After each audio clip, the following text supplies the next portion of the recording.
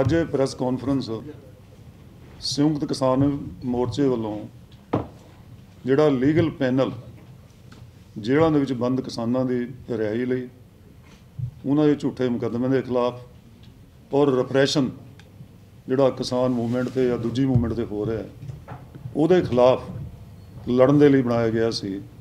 ਉਸ legal panel ਵੱਲੋਂ ਇਹ ਅੱਜ ਪ੍ਰੈਸ ਕਾਨਫਰੰਸ ਚੰਡੀਗੜ੍ਹ 'ਚ ਰੱਖੀ ਗਈ ਹੈ। ਅਸੀਂ ਸਿੰਘੂ ਬਾਰਡਰ ਤੇ ਤੁਹਾਨੂੰ ਸਾਰਿਆਂ ਨੂੰ ਪਤਾ ਹੈ ਕਿ ਹਮੇਸ਼ਾ ਅਪਡੇਟ ਬਰੀਫ ਕਰਦੇ ਰਹਿੰਦੇ ਹਾਂ ਉੱਥੇ, ਪਰ ਅਸੀਂ ਸੋਚਿਆ ਕਿ ਚੰਡੀਗੜ੍ਹ ਕਿਉਂਕਿ ਪੰਜਾਬ ਤੋਂ ਬਹੁਤ ਜ਼ਿਆਦਾ ਕਿਸਾਨ ਔਰ ਨੌਜਵਾਨ ਜਿਹੜੇ ਬੱਚੇ ਵੀ ਸਨ, ਉਹਨਾਂ ਨੂੰ 26 ਔਰ 29 ਦੀ ਘਟਨਾਵਾਂ ਤੋਂ ਬਾਅਦ ਜੇਲ੍ਹਾਂ 'ਚ ਬੰਦ ਕਰ ਦਿੱਤਾ ਸੀ। ਇਸ ਲਈ ਅਸੀਂ ਸਮਝਦੇ ਸੀ ਕਿ ਪੰਜਾਬ 'ਚ ਘੱਟੋ ਘੱਟ ਇਸ ਦੀ ਅਪਡੇਟ, ਇਸ ਲਈ ਅਸੀਂ ਜ਼ਰੂਰ ਇੱਥੇ ਇਹ ਜਾਣਕਾਰੀ ਦਈਏ ਔਰ ਤੁਹਾਡੇ ਨਾਲ ਸਾਂਝੀ ਵੀ ਕਰੀਏ। ਮੈਂ ਸੰਖੇਪ ਦੇ ਵਿੱਚ ਕਿਉਂਕਿ ਸ਼ੁਰੂ ਕਰਦਾ ਹੋਇਆ, ਮੇਰੇ ਸਾਥੀ ਇਸ ਦੇ ਵਿੱਚ ਐਡ ਕਰਨਗੇ। ਸਭ ਤੋਂ ਪਹਿਲਾਂ ਤੁਹਾਡੀ ਜਾਣਕਾਰੀ ਲਈ ਮੈਂ ਦੱਸਣਾ ਚਾਹਾਂਗਾ ਕਿ ਜਿਹੜੀ ਕਿਸਾਨ ਮੂਵਮੈਂਟ ਅੰਦੋਲਨ ਪਿਛਲੇ 100 ਦਿਨਾਂ ਤੋਂ, ਕਿਉਂਕਿ ਕੱਲ੍ਹ ਨੂੰ ਅੰਦੋਲਨ ਦੇ 100 ਦਿਨ ਪੂਰੇ ਹੋਣੇ ਨੇ, 100 ਦਿਨ ਤੋਂ ਇਹ ਅੰਦੋਲਨ ਪੀਸਫੁਲ ਰਹਿ ਕੇ 3 ਖੇਤੀ ਕਾਨੂੰਨ ਜਿਹੜੇ ਸਰਕਾਰ ਨੇ ਖੇਤੀਬਾੜੀ ਦੀ ਤਬਾਹੀ ਲਈ, ਕਾਰਪੋਰੇਟ ਸੈਕਟਰ ਨੂੰ ਬਹੁਤ ਵੱਡੇ ਮੁਨਾਫੇ ਦੇਣ ਲਈ ਬਣਾਏ ਸੀ, ਉਹਨਾਂ ਦੇ ਖਿਲਾਫ ਅੰਦੋਲਨ ਪੰਜਾਬ ਤੋਂ ਸ਼ੁਰੂ ਹੋ ਕੇ ਸਾਰੇ ਦੇਸ਼ 'ਚ ਫੈਲਿਆ ਔਰ ਵਿਦੇਸ਼ ਦਾ ਅੰਦੋਲਨ ਬਣਿਆ। ਪਰ ਇਸ ਅੰਦੋਲਨ ਤੋਂ ਸਰਕਾਰ ਬੜੀ ਘਬਰਾਈ ਹੋਈ ਹੈ। ਪਿਛਲੇ 100 ਦਿਨ ਤੋਂ ਸਰਕਾਰ ਬੜੀ ਘਬਰਾਈ ਹੋਈ ਹੈ। ਉਹ ਬਹੁਤ ਭਾਂਤ-ਭਾਂਤ ਦੀਆਂ ਛੜਯੰਤਰ, ਚਾਲਾਂ, ਹੱਥ ਕੰਡੇ ਵਰਤ ਕੇ ਇਸ ਅੰਦੋਲਨ ਨੂੰ ਸਾਬੋਤਾਜ ਕਰਨਾ, ਫੇਲ ਕਰਨ ਦੀਆਂ ਗੋਂਦਾਂ ਗੁੰਦ ਰਹੀ ਹੈ।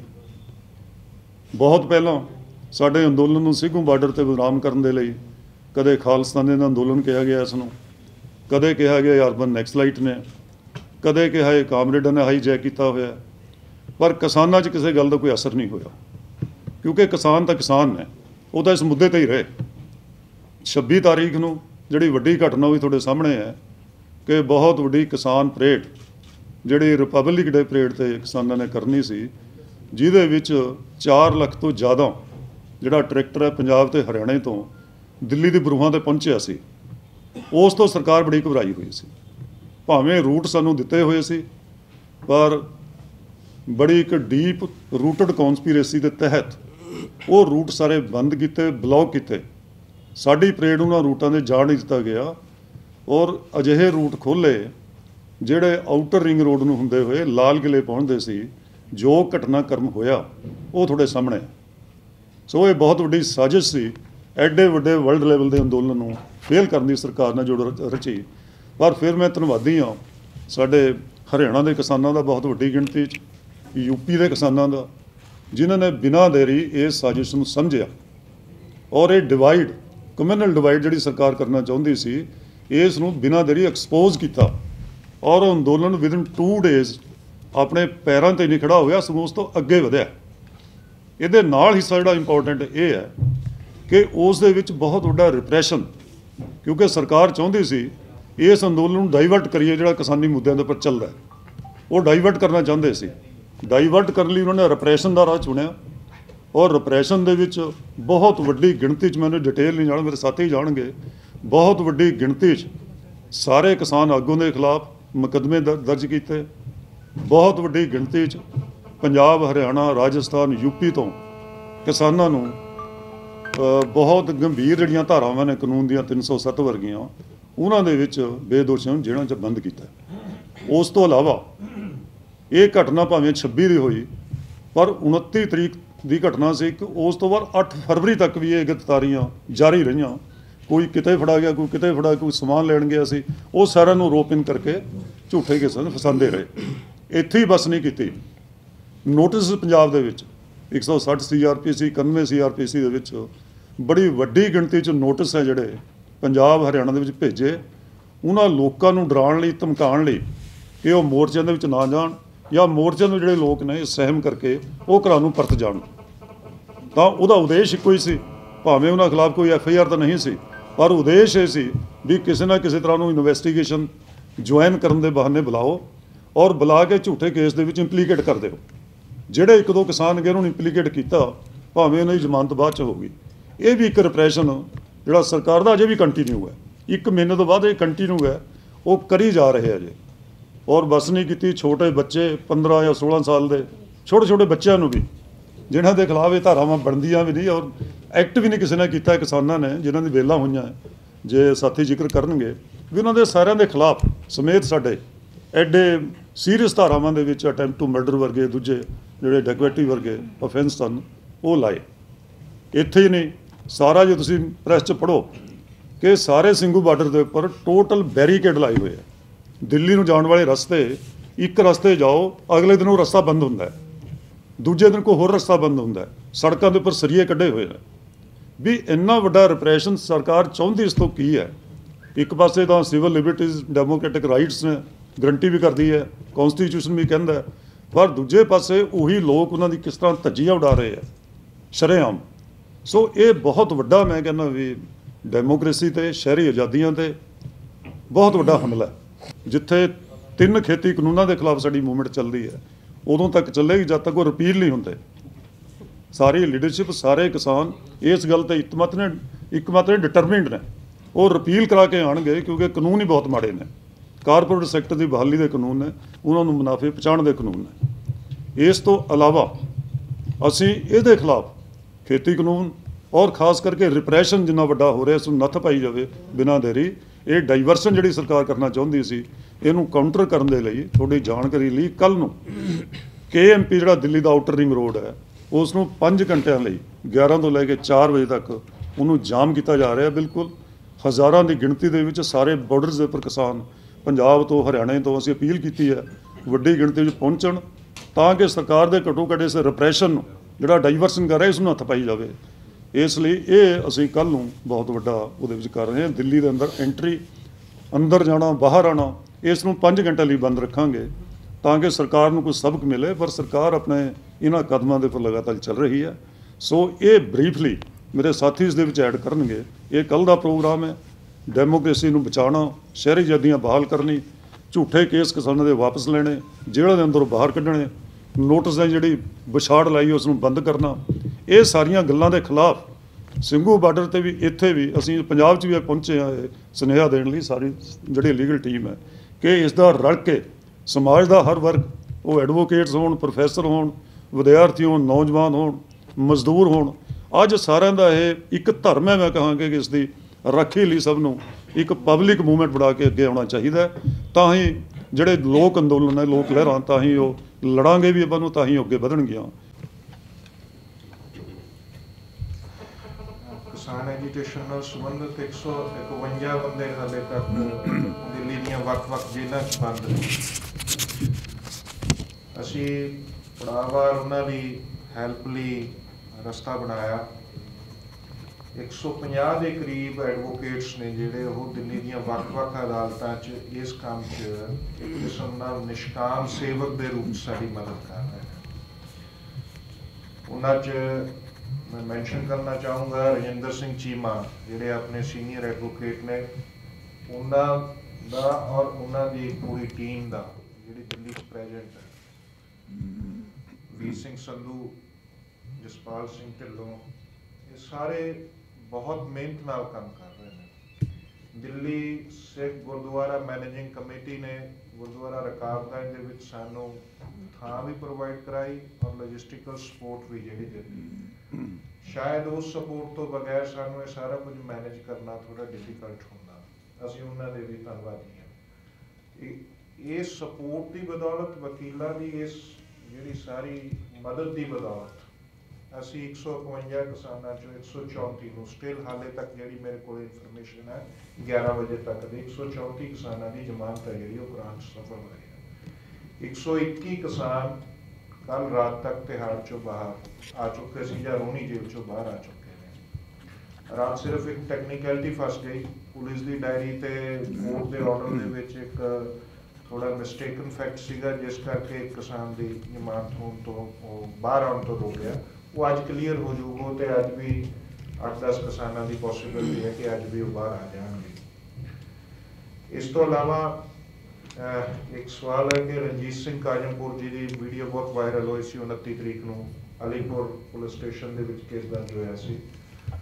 ਉਸ ਦੇ ਮਾਮਲੇ 'ਚ ਵੀ ਕੱਲ ਪਹਿਲਾਂ ਵੀ ਅਸੀਂ ਮਿਲੇ ਹਾਂ, ਖੁਦ ਭੰਗੂ ਸਾਹਿਬ ਫਿਜ਼ੀਕਲੀ ਮਿਲ ਕੇ ਆਏ ਸੀ ਤਿਹਾੜ ਜੇਲ੍ਹ ਦੇ ਵਿੱਚ ਥਰੂ ਦਿੱਲੀ ਗਵਰਨਮੈਂਟ।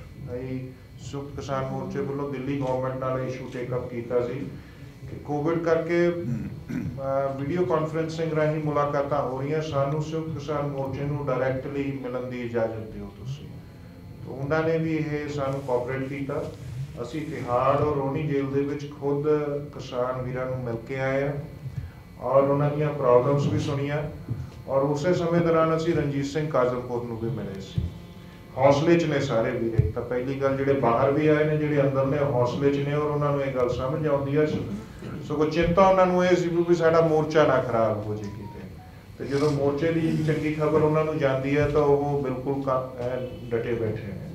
तो कल रणजीत सिंह काजमपुर होने वाली ਜਿਹੜੀਆਂ ਲੀਗਲ ਫਾਰਮੈਲਿਟੀਜ਼ ਕੁਝ ਹੋਰ ਕਰਨ ਦੀ ਜ਼ਰੂਰਤ ਸੀ, ਮੈਂ ਹਾਲੇ ਡਿਸਕਲੋਜ਼ ਨਹੀਂ ਕਰ ਸਕਦਾ ਕਿਉਂਕਿ ਬੇਲ ਦੀਆਂ ਟੈਕਨੀਕੈਲਿਟੀਜ਼ ਨੇ ਉਹ ਕੋਈ ਵੀ ਵਕੀਲ ਨਹੀਂ ਚਾਹੁੰਦਾ ਹੁੰਦਾ ਵੀ ਉਹ ਓਪਨ ਕੀਤੀਆਂ ਜਾਣ।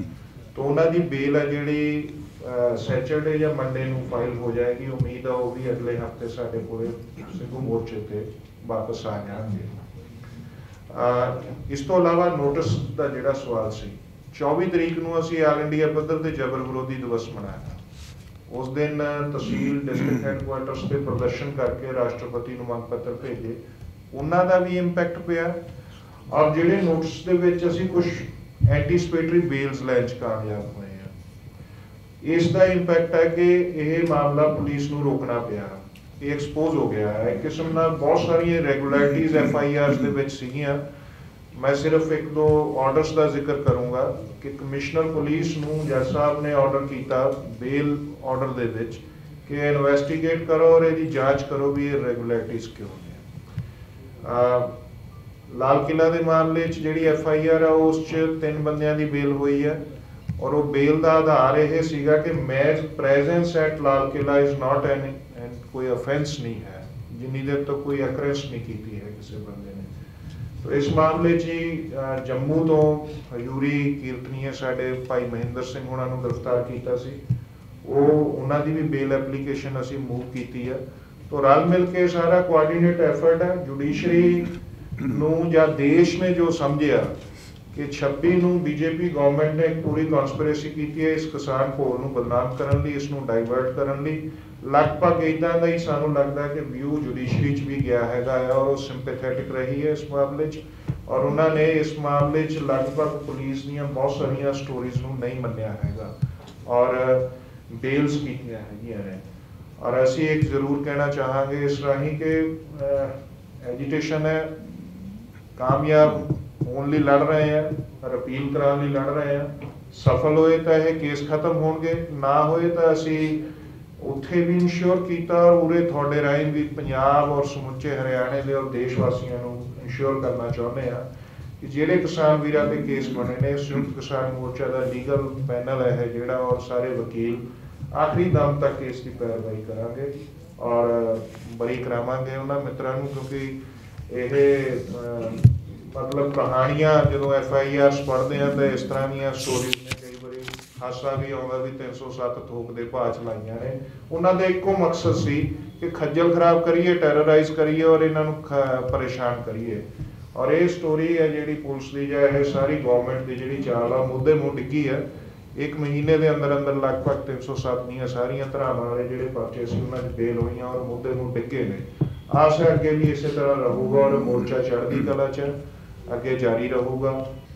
ਇਸ ਦੇ ਵਿੱਚ ਸਭ ਤੋਂ ਪਹਿਲੀ ਗੱਲ ਇਹ ਹੈ ਵੀ ਇਹ 3 ਜਿਹੜੇ ਕਾਲੇ ਕਾਨੂੰਨ ਬਣਾਏ ਗਏ ਆ, ਇਹਨਾਂ ਨੂੰ ਕਾਲੇ ਕਾਨੂੰਨ ਇਸ ਲਈ ਕਿਹਾ ਜਾ ਰਿਹਾ, ਇਹ ਸੰਵਿਧਾਨ ਦੀ ਟੋਟਲ ਜੋ ਹਿੰਦੁਸਤਾਨ ਦਾ ਕਨਸਟੀਟਿਊਸ਼ਨ ਹੈਗਾ ਇਹ ਉਹਦੀ ਟੋਟਲ ਵਾਇਲੇਸ਼ਨ 'ਚ ਬਣਾਏ ਗਏ ਆ। ਕਿਉਂਕਿ ਸਪੈਸੀਫਿਕਲੀ ਸਟੇਟ ਦਾ ਤੇ ਸੈਂਟਰ ਦਾ ਜਿਹੜੀਆਂ ਪਾਵਰਸ ਹੈਗੀਆਂ ਕਾਨੂੰਨ ਬਣਾਉਣ ਦੇ ਉੱਤੇ ਇਹ ਡਿਵਾਈਡਡ ਤੇ ਇਹਨਾਂ ਦੀ ਬਾਈਫਰਕੇਸ਼ਨ ਕੀਤੀ ਹੋਈ ਆ। ਔਰ ਐਗਰੀਕਲਚਰ ਆ ਜਿਹੜਾ ਇਹ ਸਬਜੈਕਟ ਜਿਹੜਾ ਹੈਗਾ ਇਹ ਆਈਟਮ ਨੰਬਰ 14 ਹੈ ਉਹਦੇ ਵਿੱਚ ਫਾਲ ਕਰਦਾ ਔਰ ਆਈਟਮ ਨੰਬਰ 14 ਸਪੈਸੀਫਿਕਲੀ ਇਹਦੇ ਉੱਤੇ ਸਟੇਟ ਲੈਜਿਸਲੇਚਰਸ ਹੀ ਲਾਅ ਬਣਾ ਸਕਦੀਆਂ ਨੇ ਔਰ ਸੈਂਟਰ ਆ ਜਿਹੜੀ ਤੇ ਪਾਰਲੀਮੈਂਟ ਹੈ ਉਹ ਕਦੇ ਵੀ ਐਗਰੀਕਲਚਰ ਦੇ ਅਕੋਰਡਿੰਗ ਟੂ ਕਨਸਟੀਟਿਊਸ਼ਨ ਲਾਅ ਨਹੀਂ ਬਣਾ ਸਕਦੇ। ਇਸੇ ਤਰ੍ਹਾਂ ਆਈਟਮ ਨੰਬਰ 26 ਹੈ ਜਿਹਦੇ ਵਿੱਚ ਸਪੈਸੀਫਿਕਲੀ ਮੈਂਸ਼ਨ ਹੈ ਫੇਅਰ ਐਂਡ ਮਾਰਕੀਟਸ, ਔਰ ਫੇਅਰ ਐਂਡ ਮਾਰਕੀਟਸ ਦੇ ਉੱਤੇ ਜੇ ਕੋਈ ਕਾਨੂੰਨ trade and commerce fair and markets ਨੇ ਜਿਹੜੇ ਉਹਦੇ ਉੱਤੇ ਸਿਰਫ ਜਿਹੜੀ ਹੈ ਸਟੇਟ ਹੀ ਕਾਨੂੰਨ ਬਣਾ ਸਕਦੀ ਆ। ਪਰ ਕਿਉਂਕਿ ਇਹਨਾਂ ਨੇ ਕਿਹਾ ਵੀ ਕਨਕਰੈਂਟ ਲਿਸਟ ਜਿਹੜੀ ਹੈ ਔਰ ਕਨਕਰੈਂਟ ਲਿਸਟ ਦਾ ਆਈਟਮ ਨੰਬਰ 33 ਆ, ਉਹਦੇ ਤਹਿਤ ਅਸੀਂ ਇਹ ਪਾਰਲੀਮੈਂਟ ਆਥੋਰਾਈਜ਼ ਹੈ, ਪਾਰਲੀਮੈਂਟ ਨੇ ਇਹ ਤਿੰਨੋਂ ਲਾਜ਼ ਦੇ ਵਿੱਚ ਮੋਡੀਫਿਕੇਸ਼ਨ ਤੇ ਨਏ ਲਾਜ਼ ਬਣਾਏ ਆ ਤੇ ਇਸ ਨੂੰ ਜਸਟੀਫਾਈ ਕਰਨ ਦੀ ਕੋਸ਼ਿਸ਼ ਕੀਤੀ ਜਾ ਰਹੀ ਆ। तो मैं तो आपको सिर्फ इतना ही कहना चाहूँगा कि जैसे आपके माध्यम से सरकार को कि जुल्मी जब जुल्म करेगा सत्ता के गलियारों से चप्पा चप्पा गूंज उठेगा इनकलाब के नारों से। सरकार ने देख लिया है किसानों पर झूठे मुकदमे दर्ज करके उनको 307 जैसे मुकदमे फंसा के। अब जो इतनी बढ़िया बढ़िया टीमें हमें इतने अच्छे अच्छे वकील जो हमें मिल गए हैं, तुर साहब जैसे हैं, संधू साहब जैसे हैं, दिल्ली की हमारी पूरी प्रबंधक कमेटी हमारे साथ लगी, तो हम सब किसानों का हौसला बढ़ा है और बीजेपी सरकार का हौसला इससे गिरा है। हमारे सभी किसान बाहर आ गए हैं और किसानों का लड़ने का हौसला और दुगना हो गया है।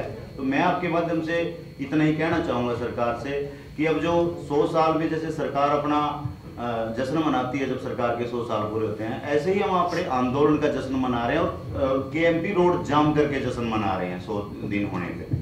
तो ये हमारी हम जीत की तरफ ही जा रहे हैं, क्योंकि ये हम सभी जीवों की जो उनके खाने की जो लड़ाई, जो उनके जो लड़ाई लड़ रहे हैं उनके पेट की, तो ये सभी आप लोग भी हमारा सहयोग करें और इस गूंगी बहरी सरकार को मनाने में हमारी मदद करें। सबसे पहले बात हम उनको छड़वाने की, उसके बाद ट्रैक्टर हमें निकलवाने, क्योंकि किसान को आज ट्रैक्टर की जरूरत है भी, गेहूँ उठाने जा रहे हैं वो, तो उनके उसके लिए सबसे दूसरा स्टेप हमारा ट्रैक्टर्स का होगा। उसके बाद जो नोटिस भेजे हैं झूठे, अब तो बंद कर दिए, अब तो उसके बाद नोटिस का देखेंगे। धन्यवाद।